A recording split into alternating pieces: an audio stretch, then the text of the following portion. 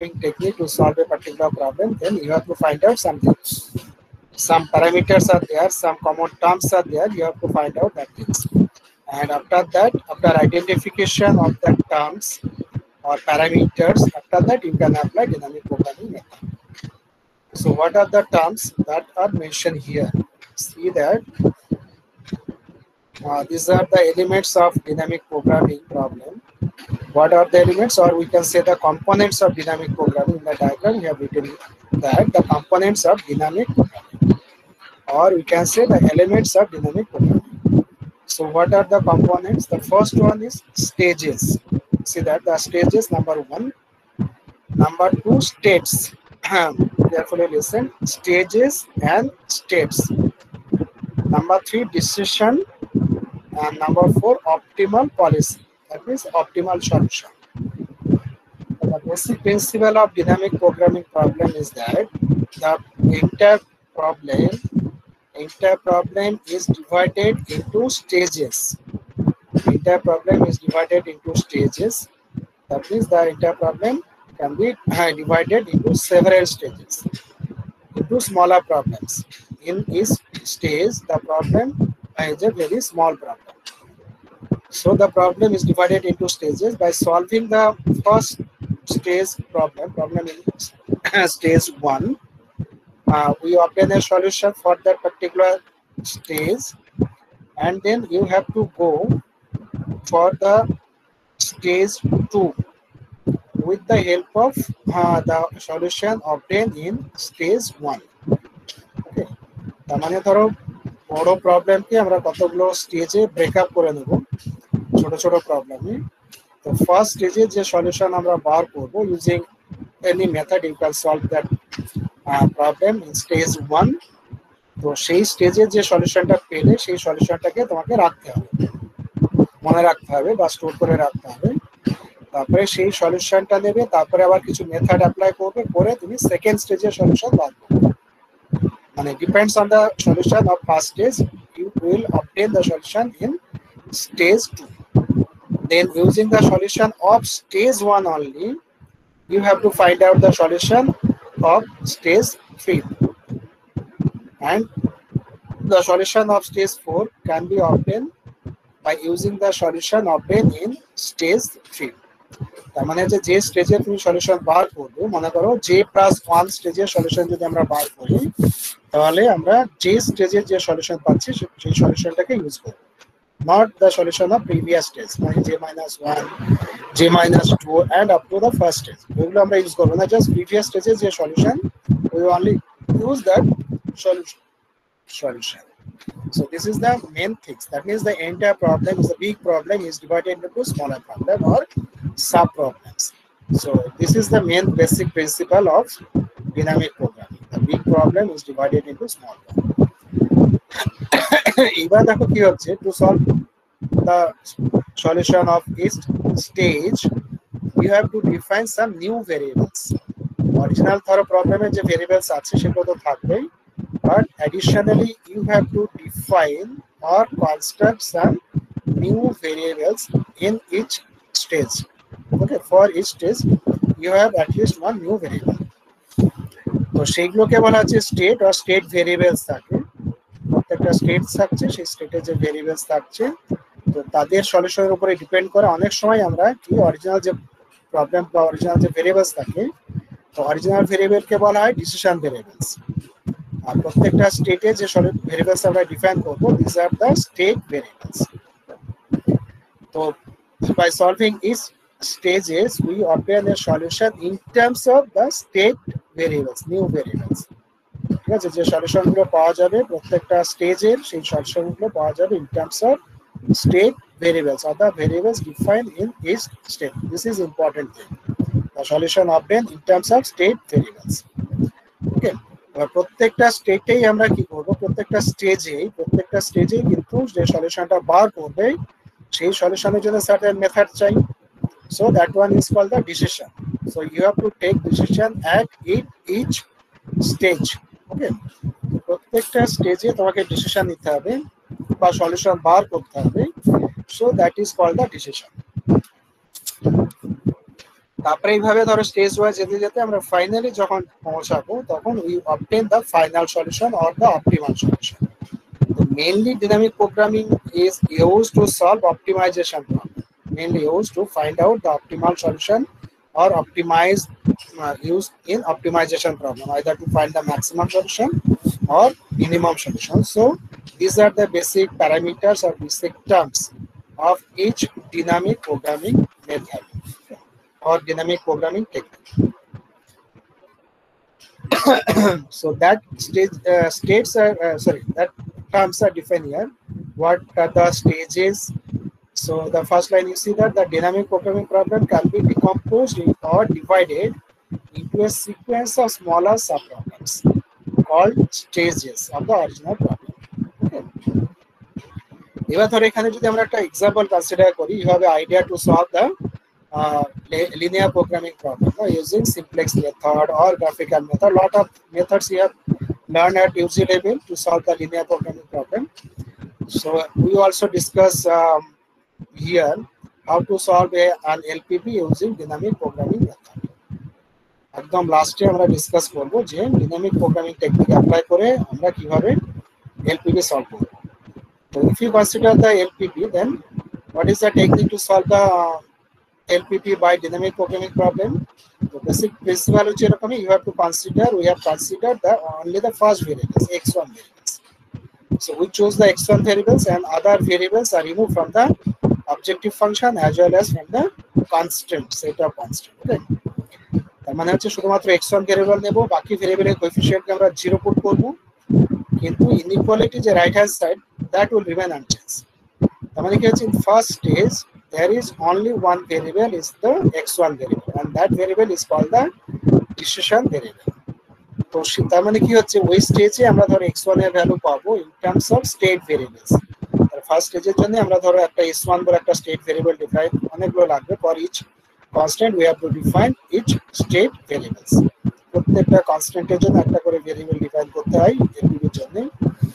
তাহলে প্রত্যেকটা কনস্ট্যান্টের জন্য ফার্স্ট স্টেজে আমাদের কতগুলো ভেরিয়েবলস থাকবে, তাহলে x1 এর যে অ্যানসার পাওয়া যাবে in terms of state variables. Okay, তো সেই সলিউশন আমরা পেলাম, x1 এর ভ্যালু পাওয়া যাবে in terms of state variables. তারপরে আমরা সেকেন্ড স্টেজে যখন মুভ করব তখন আমরা কি করব, first variable and second variable থাকবে, কনস্ট্যান্টও থাকবে, অবজেক্টিভ ফাংশনও থাকবে, first and second variables. And now we will apply the certain method, not necessarily the simplex method, not graphical method. We use the another method, completely different method, to find out the solution of stage 2. Stage 2 তে কি কি থাকছে, our variable decision variables are x1 and x2, but we will not solve the entire problem for two variables. Just we will use the solution of previous stage and we update the solution at stage 2. Okay, মানে আগের স্টেজের solution use করি কিন্তু stage 2 এর solution আমরা বার করব। Similarly next স্টেজে আমরা কি করব, will include the third variables also.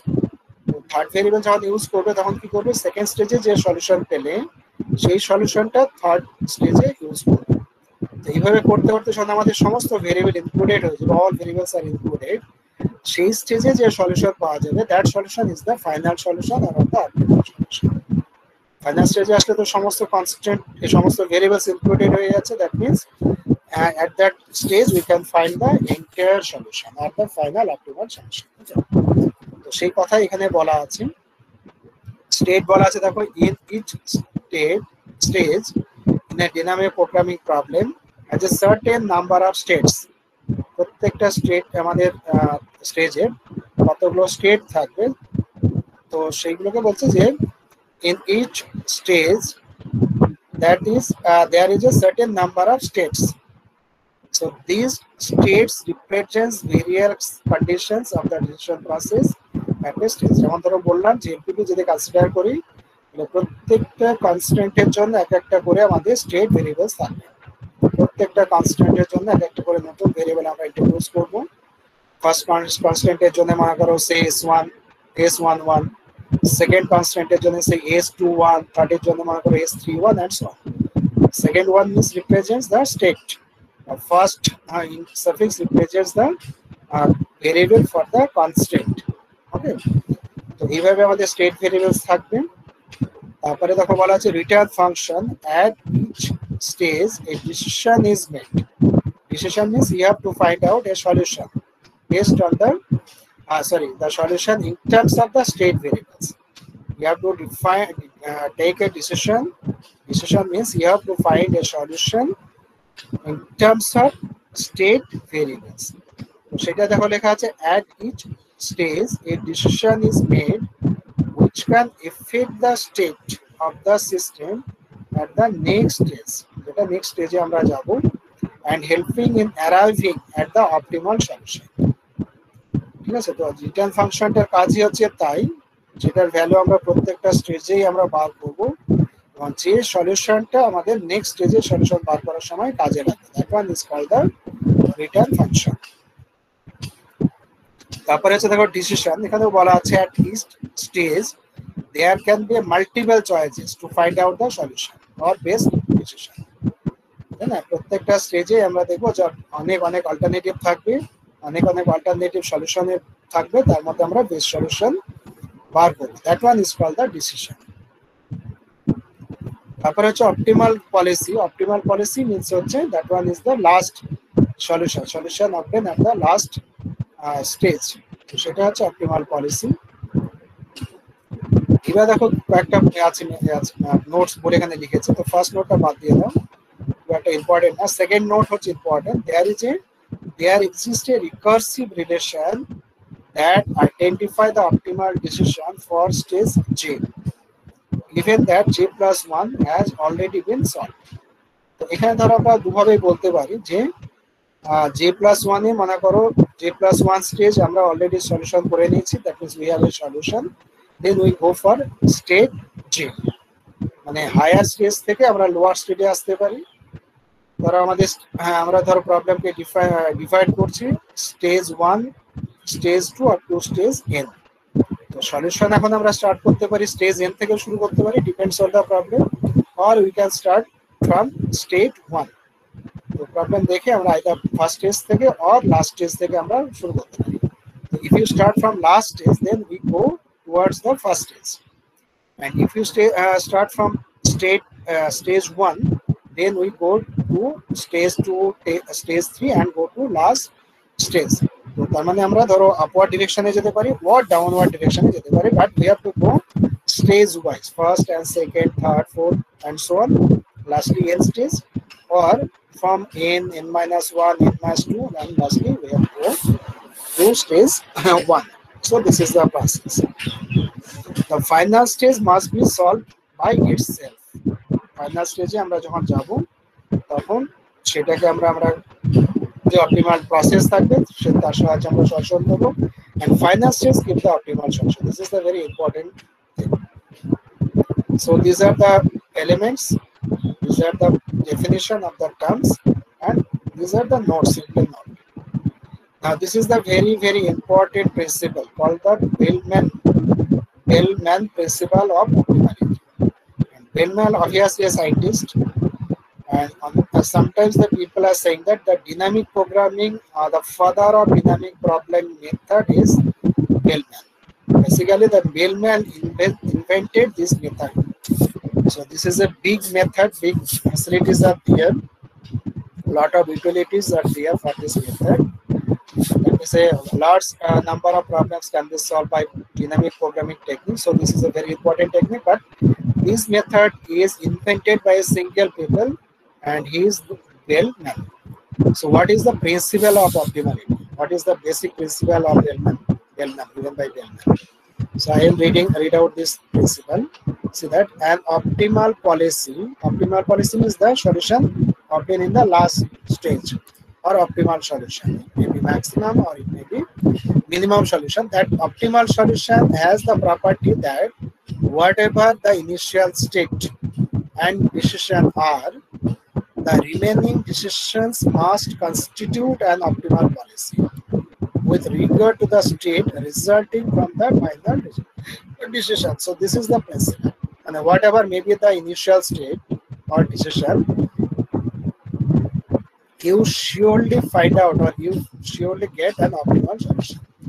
So সেটা হচ্ছে ইম্পর্টেন্ট, দেখো যে তোমার ফার্স্ট বা ইনিশিয়াল স্টেট যাই হোক না কেন, রিমেনিং যে ডিসিশনস গুলো নেওয়া হবে সেই remaining decision ultimately gives the optimal solution. ঠিক আছে, তো সেটা হচ্ছে একটা principal. whatever may be the initial state or decision, a remaining decision must constitute an optimal policy. Okay, সেটা ইম্পর্টেন্ট ব্যাপার। এবার দেখো বলা হচ্ছে, দেখো কিন্তু যখন আমরা সিমুলেশন পড়লাম, সিমুলেশন কার উপরে ডিপেন্ড ছিল? Simulation method, statistic simulation or Monte Carlo simulation completely depends on the sequence of random variables. Random numbers. But here, whatever may be the initial state or initial decision, obviously you will get a final optimal solution. This is the completely different things. That is, the dynamic programming, the solution of the dynamic problem does not depend on the initial assumption or initial decision like that. Anyway, so this principle can be represented by mathematical form, and this is the mathematically we have written here. Mathematically, fnx equal to optimize over dn belongs to capital X, and optimize, what is optimize? R dn star. Star is a binary operation. It may be multiplication, it may be addition, like that. Okay, and star if n minus 1 of something.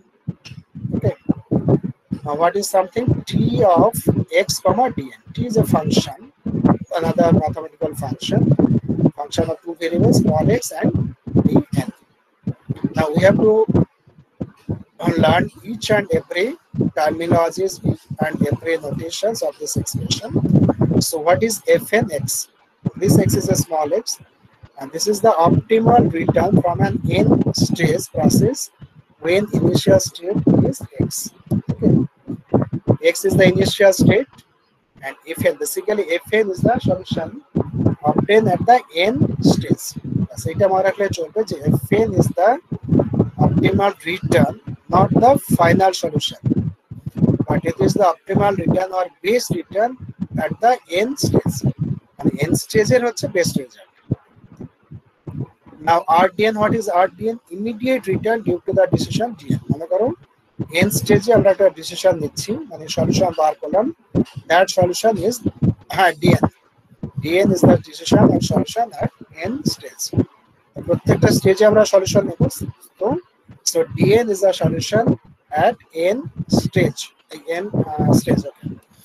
And RDN, what is RDN? DN is the decision, RDN is the immediate return, that means the final value. Decision is the values of the variables, and আমাদের যে ধরো তোমার function থাকবে, optimal solution থাকবে ওই particular স্টেজে, সেটাকে আমরা ডিনোট করছি RDN. That is the solution, ultimate solution of the objective function, like that. And DN is the value of the variables.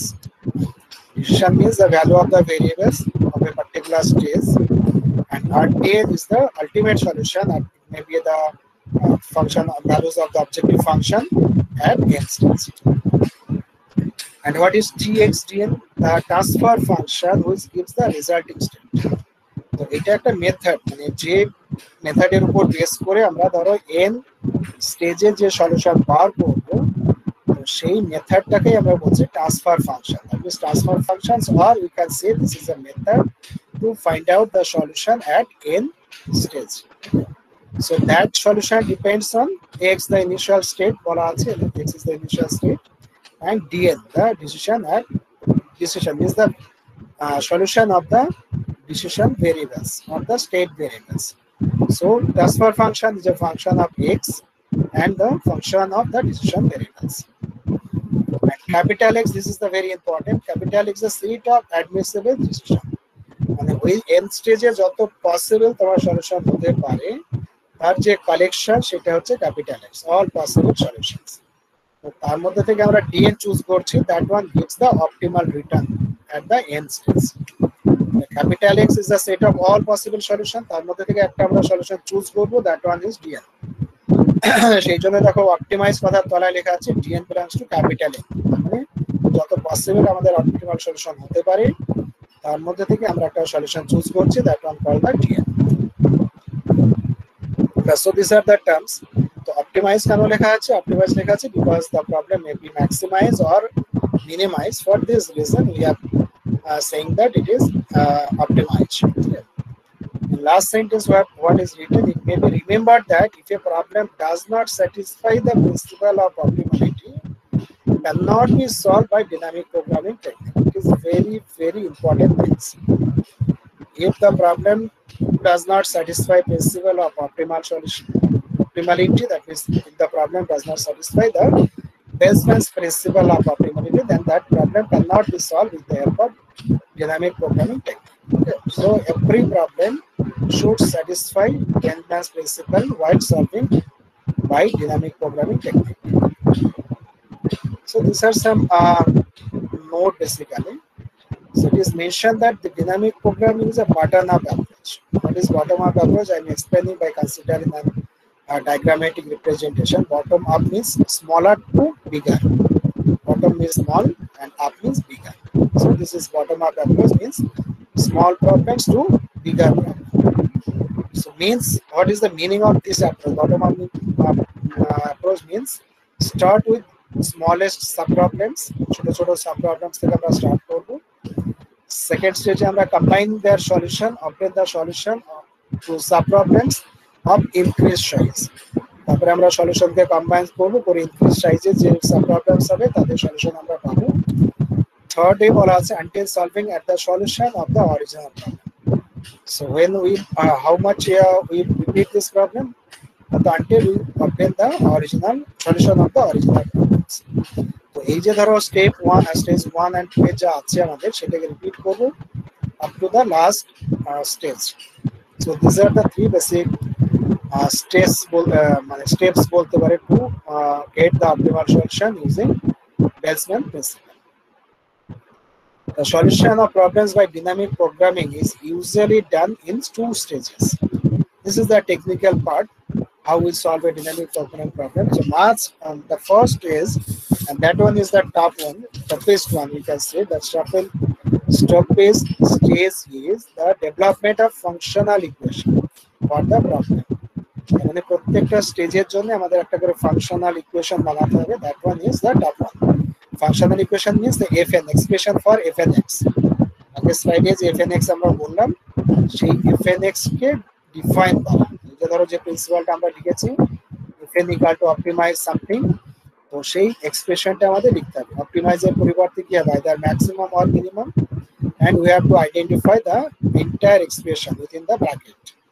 So this is a toughest job of dynamic programming technique. And second one, to solve functional equations for determining the optimal policy. And then you have to solve the functional equation. That means we recursively find out the values of fn. We have to find out the fn. Hello.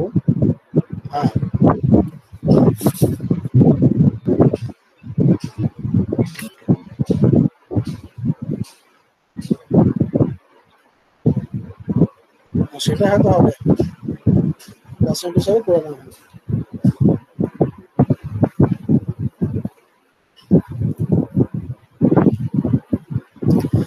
আচ্ছা, তো এগুলো তো আমরা বললাম। ধরো এবার এখানে যে বেলম্যান বেসিক্যালি যে ডাইনামিক প্রোগ্রামিং মেথড ইনভেন্ট করেছে তার সম্বন্ধে একটু লেখা আছে।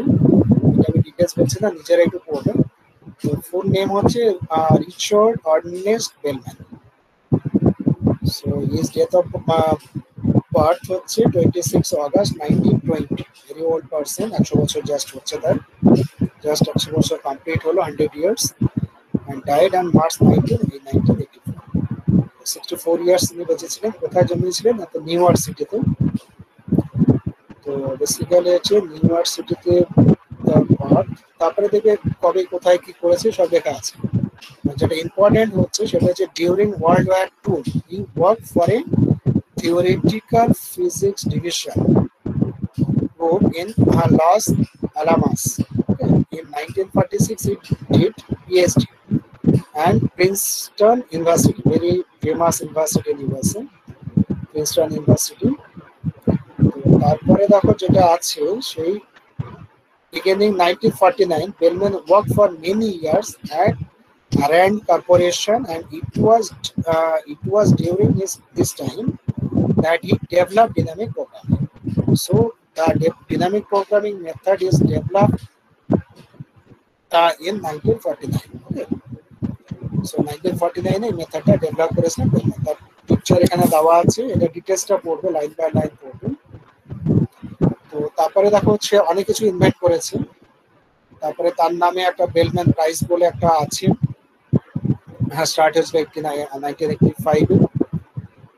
তো সেগুলো একটু ডিটেলস একটু নিজেরা একটু পড়ে দেবে, আমি আর ডিটেলসটা পড়ছি না, কারণ এটা ধরো জাস্ট তার লাইফ। বেলম্যান যেহেতু একটা বিখ্যাত মেথড ইনভেন্ট করেছেন, ইউজফুল মেথড ইনভেন্ট করেছেন, তো সেই জন্যই ধরো আমরা তারকে ধরো জানানোর জন্য, তোমাদের কাছে তাকে পরিচিতি করার জন্য তার লাইফটাকে এখানে লিখে দিয়েছি। তো প্রত্যেকটা ধরো ম্যাথামেটিশিয়ান, তাদের লাইফ আমাদের জানা উচিত, সে কি কি ইনভেন্ট করেছে, ব্রিফ লাইফ জানা উচিত। তো এটা ধরো আমি উইকিপিডিয়া থেকে নিয়েছি, লাস্ট লাইনে লেখা আছে দেখো, ফ্রম উইকিপিডিয়া।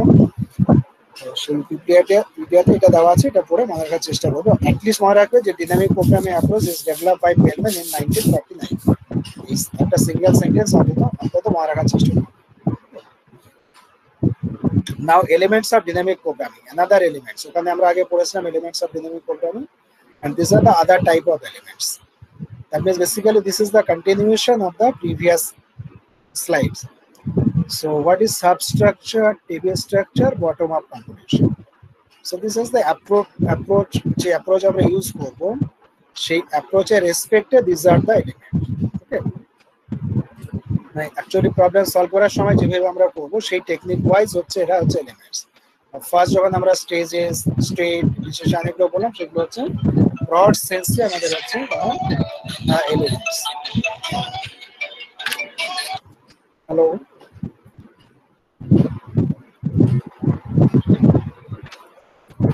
হ্যাঁ,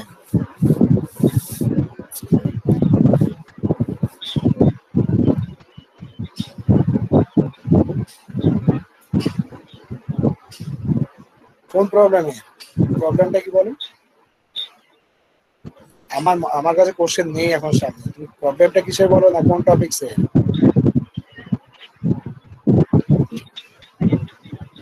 এন্ট্রপির, হ্যাঁ এন্ট্রপির, হ্যাঁ এন্ট্রপি বলো।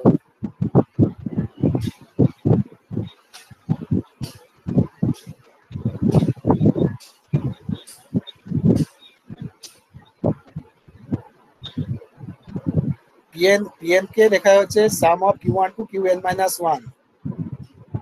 ঠিকই আছে।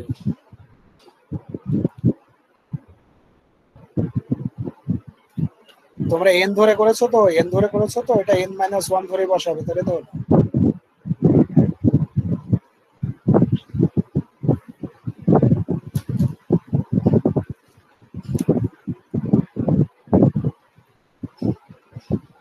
হ্যাঁ। তো এখানে দেখো বলা আছে substructure means sub problems, that decompose the given problem into smaller sub problems.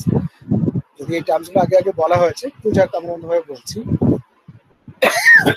তার মানে যে স্মলার সাব প্রবলেমে ডিভাইড করা হচ্ছে, express the solution of the original problem in terms of solution of the smaller problem. আগে বললাম সেই কথাটা। নতুন হচ্ছে যে টেবিল স্ট্রাকচার। টেবিল স্ট্রাকচার কি? What is table structure? হচ্ছে after solving the sub problems, store the results to the sub problems in a table. তার মানে ধরো যে সাব প্রবলেমের যে সলিউশনগুলো পাবো, বেসিক্যালি পাওয়া যাবে value of the decision variable with respect to something, with respect to state variables.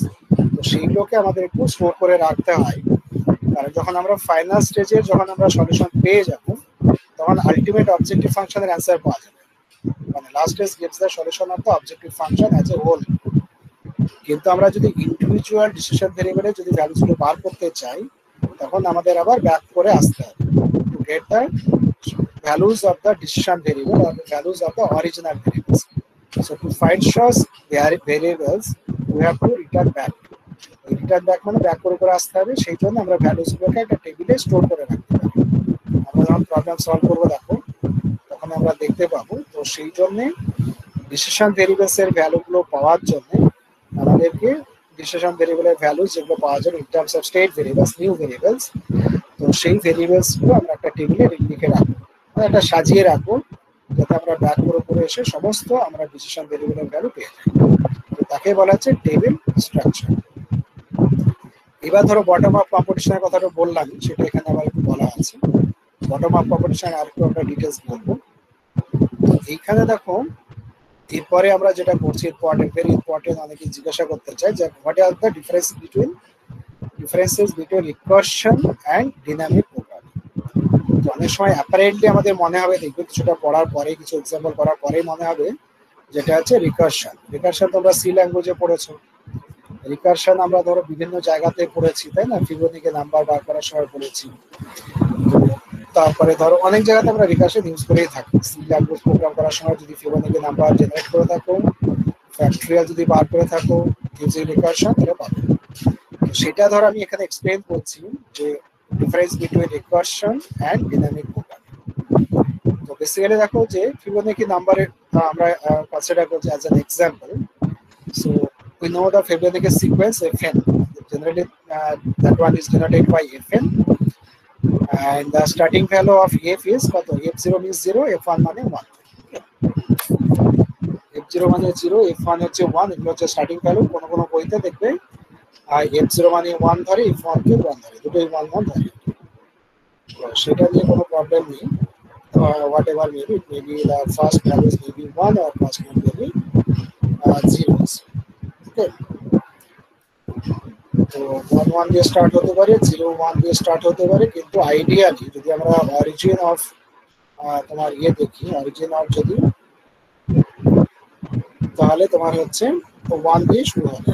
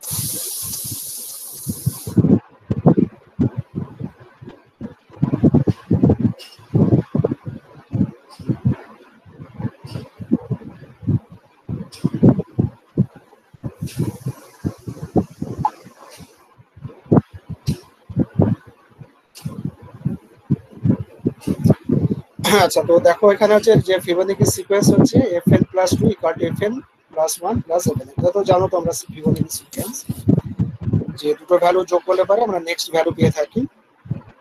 তো এখন যদি ধরো এটাকে আমরা রিকার্সিভ টেকনিক ইউজ করে সলভ করি, ফাইন্ড করি, মানে সমস্ত ধরো fn যদি বার করি ফর গিভেন n, মনে করো n মনে করো সে 10, তাহলে n যদি 10 হয়, তাহলে আমরা রিকার্সিভ ইউজ যদি করি তাহলে কি হবে? f10 বার করতে গেলে আমাদের দরকার হচ্ছে f9 and f8।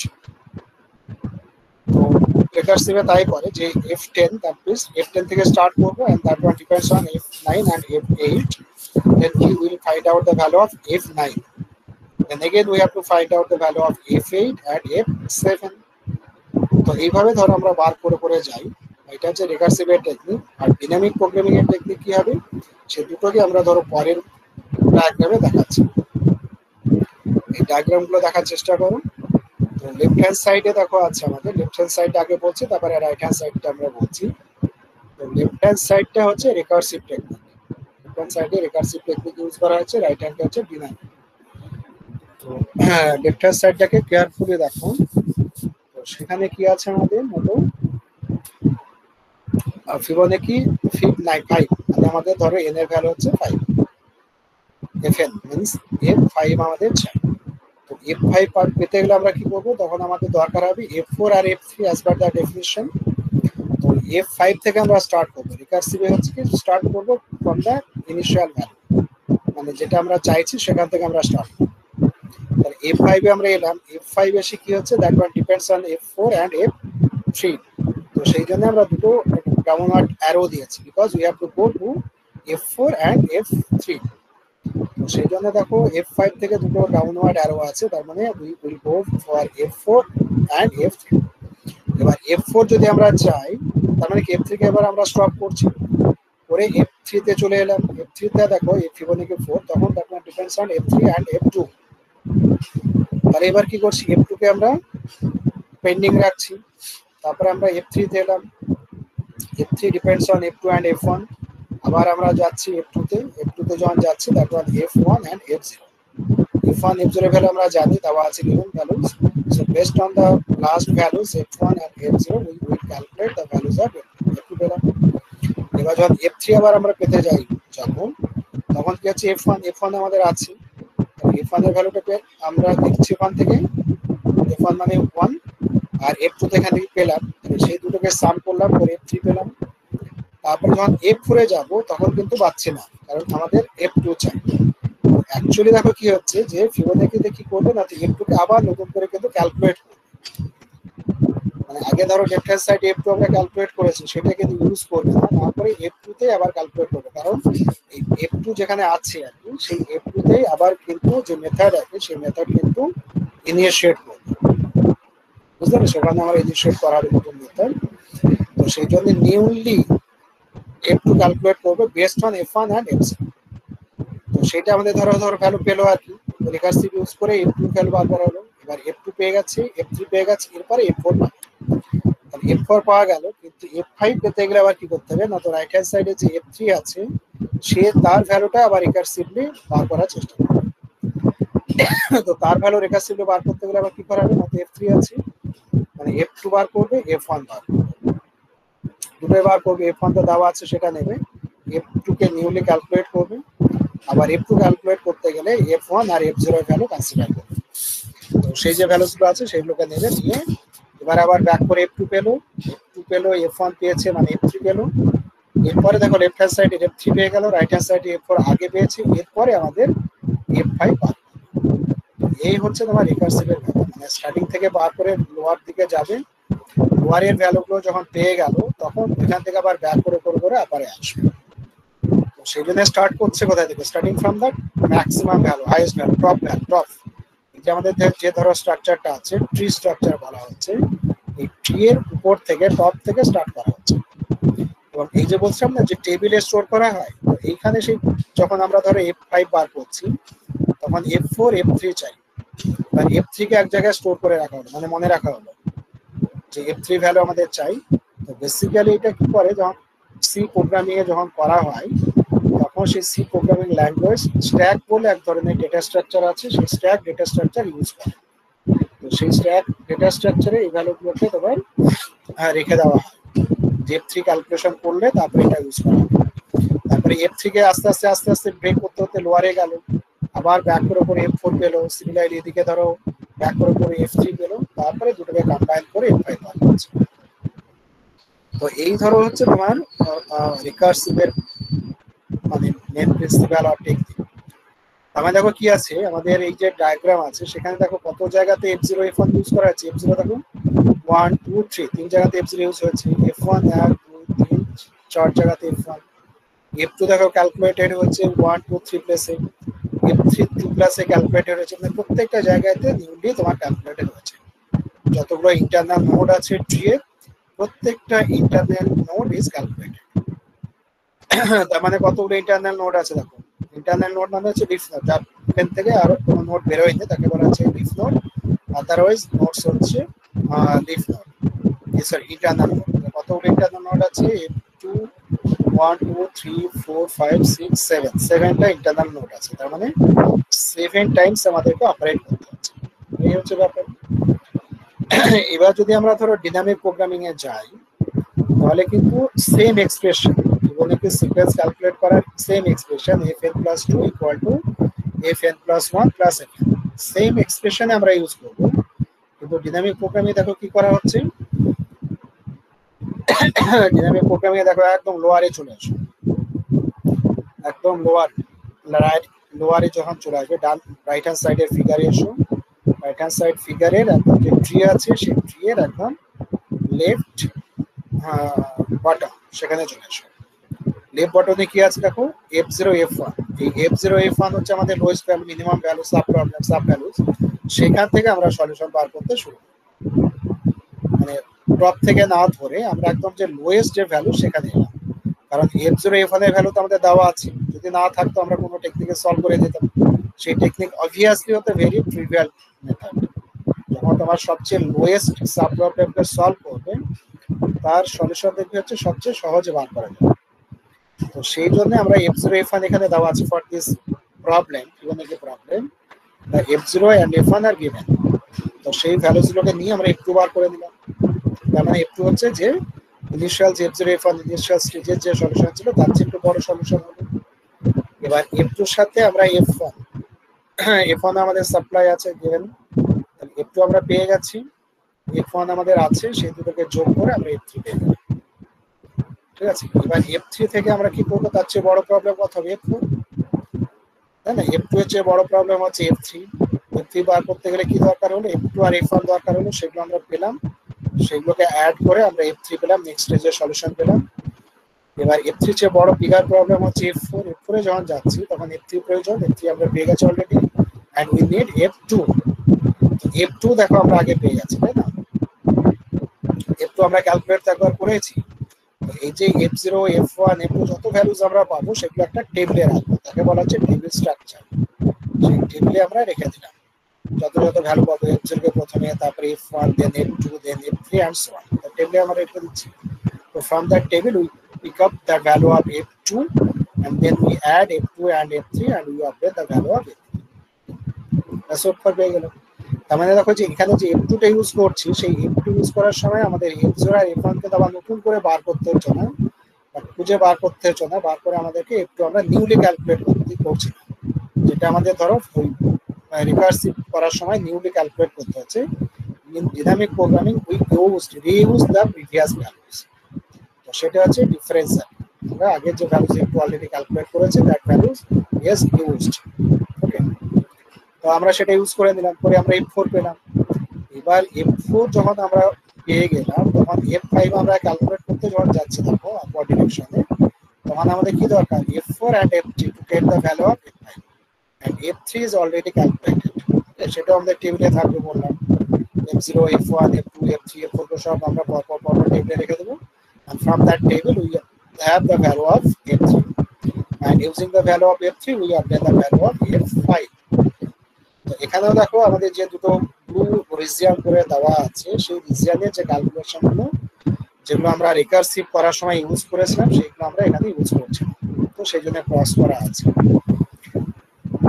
তার মানে কি হচ্ছে দেখো, যে রিকার্সিভ মেথড তুমি যদি অ্যাপ্লাই করো, যা তোমার লাগবে কি বলে টাইম লাগবে, টোটাল এক্সিকিউশন টাইম লাগবে, তার চেয়ে ডিনামিক প্রোগ্রামিং এ কি হচ্ছে কম লাগছে, কারণ আমরা কি করছি অনেক ভ্যালুস আমাদের কম ক্যালকুলেশন করতে হচ্ছে। দেখো যেহেতু আমাদের ধরো ভ্যালুস কম ক্যালকুলেশন করতে হচ্ছে, তো সেই জন্য dynamic programming technique take less amount of computational time compared to the recursive. কিন্তু রিকার্সিভের একটা সুবিধা হচ্ছে কি, রিকার্সিভটা হচ্ছে তোমার খুব সহজ, ইমপ্লিমেন্টেশনের ক্ষেত্রে খুব সহজে আমরা ইমপ্লিমেন্ট করতে পারি। মানে জাস্ট তুমি সি প্রোগ্রামিং এ রিকার্সিভ করে দাও, করে যদি তুমি সব প্রোগ্রাম লেখো, দেখো জাস্ট ওই ফর্মুলাটা লিখে দিলে যে fn + 2 = fn + 1 + fn and f0 = 0 and f1 = 1, just এই ভ্যালুসগুলো তুমি দিয়ে দাও, দিয়ে তুমি ফর লুপ অ্যাপ্লাই করো, for n equal to say 5, তারপর তুমি অটোমেটিক্যালি প্রোগ্রামে ভ্যালু পেয়ে যাবে। কারণ সি প্রোগ্রামে ওইভাবে একটা স্ট্যাক তৈরি করে, সি প্রোগ্রামের ল্যাঙ্গুয়েজে স্ট্যাক অটোমেটিক্যালি তৈরি করে নেয়, সেখান থেকে তোমার ভ্যালুস গুলোকে ক্যালকুলেট করা যায়, কিন্তু টোটাল এক্সিকিউশন টাইম বেশি লাগবে। আর এইটাকে যদি ডিনামিক প্রোগ্রামিং এর যে প্রিন্সিপাল যেটা আমরা বললাম সেটাকে যদি তুমি ইউজ করো, সি প্রোগ্রাম করার সময়তেই যদি ইউজ করো, তাহলে দেখবে এর কম্পিটিশন টাইম কম লাগবে। তো সেটা যদি ডিফারেন্সটা বুঝতে চাও, তাহলে এন এর ভ্যালু একটা লার্জ দিতে হবে। সে ধরো সে 50,000 বা ধরো 5 লাখ, এরকম যদি একটা লার্জ অ্যামাউন্ট ভ্যালু দাও, তাহলে টাইম ডিফারেন্সটা বুঝতে পারবে, আদারওয়াইজ কিন্তু বুঝতে পারবে না। তুমি সেই রিকার্সিভ ইউজ করো আর ধরো ডিনামিক প্রোগ্রামিং ইউজ করো, যাই ইউজ করো না কেন, কারণ কম্পিউটার তো ভীষণ ফাস্ট, এই কয়েকটা ক্যালকুলেশন এত তাড়াতাড়ি করে ফেলবে যে তুমি তার ডিফারেন্সটা বুঝতে পারবে না। তো anyway, but you can find the value of. তো দেখো যে বেসিক্যালি যে প্রিন্সিপাল ক্যালকুলেশন করার যে টেকনিক, সেই টেকনিক থেকে আমরা বুঝতে পারছি যে dynamic programming method takes the least amount of time compared to the recursive. But remember that the formula for calculating the values are same in both cases. For Fibonacci sequence, the expression is this one: fn plus 2 equal to fn plus 1 plus fn, and f0 0 f1 1. So this is the formula for both methods, recursive method as well as dynamic programming method. Formula is same, but the approach are different. And recursive is starting from highest value to lowest. So recursive technique is the bottom, এটাকে বলা হয় যে top to bottom approach. Top to bottom আমরা আসছি top থেকে বটমের দিকে। তো recursive technique is top to bottom approach, and the dynamic method is, or dynamic programming is bottom up approach. Bottom top বলা হয় না, bottom up approach বলা হয়। So this is the differences between recursive as well as the dynamic programming. এটা হলো। এরপরে ধরো আমি এরপরে যে জিনিস, সেগুলো তো বেসিক আমরা ধরো কি বললাম প্রিন্সিপাল ইত্যাদি বললাম। এরপরে যেটা আমরা বলবো সেটা হচ্ছে তোমার কিছু কেস করে মডেল 1, মডেল 2, মানে different type of problems we will consider here and we discuss how we can solve all this problems. তো মডেল 1 এ আমরা ধরে নিচ্ছি শর্টেস্ট ডিসটেন্সেস ইন গ্রাফ। তো গ্রাফে তো তোমরা পড়েছো শর্টেস্ট ডিসটেন্স মেথড পড়েছো, আর শর্টেস্ট ডিসটেন্স বা শর্টেস্ট পাথ বার করার মেথড পড়েছো। তো এখানেও ধরো আমরা বলবো, তোমরা পড়েছো ডিজিটাল প্রোগ্রাম, যদি পড়ে থাকো ডিজিটাল প্রোগ্রাম হচ্ছে আলাদা মেথড ইউজ করা হয়েছে। এখানে আমরা বলবো যে দুটো প্রবলেম আমরা কনসিডার করবো, একটা হচ্ছে মাল্টি স্টেজ গ্রাফে কিভাবে শর্টেস্ট ডিসটেন্স বার করবো, আর কিভাবে আমরা ধরো অল পেয়ার শর্টেস্ট ডিসটেন্স কিভাবে বার করবো, এই দুটো মেথড এখানে আমরা ইউজ দেখাবো। তো মডেল 1 এ আমাদের আছে এরকম শর্টেস্ট ডিসটেন্স বার করা problem, multi stages graph and other graph, আর অ্যাপ্লিকেশন আমরা দেখাবো। তারপরে ধরো কিছু ম্যাথমেটিক্যাল অবজেক্টিভ ফাংশন আছে, লিনিয়ার নন লিনিয়ার হতে পারে অবজেক্টিভ ফাংশন এন্ড কনস্ট্যান্ট, সেটা আমরা দেখবো। তারপরে আমাদের আরো ডিফারেন্ট টাইপ অফ প্রবলেমস আমরা ডিনামিক প্রোগ্রামিং প্রবলেম অ্যাপ্লাই করে সলভ করব। কিন্তু প্রত্যেক ধরনের প্রবলেমে ডিফারেন্ট মডেলে ডিফারেন্ট আমাদের অ্যাপ্রোচটা আলাদা থাকবে। মেন থিংস হচ্ছে সেম অ্যাপ্রোচ থাকবে, বাট স্লাইডলি আমাদের ডিফারেন্স থাকবে। সেগুলো আমরা কিভাবে তৈরি করতে পারি, মানে যে ফাংশনাল রিলেশন যেটা বলা আছে, সেই ফাংশনাল রিলেশনটা আমরা কিভাবে বানাতে পারি ফর প্রবলেম টু প্রবলেম, সেটা আমরা দেখব। এখানে আমরা ধরো তাহলে শেষ করছি এটাকে আজকের মতো।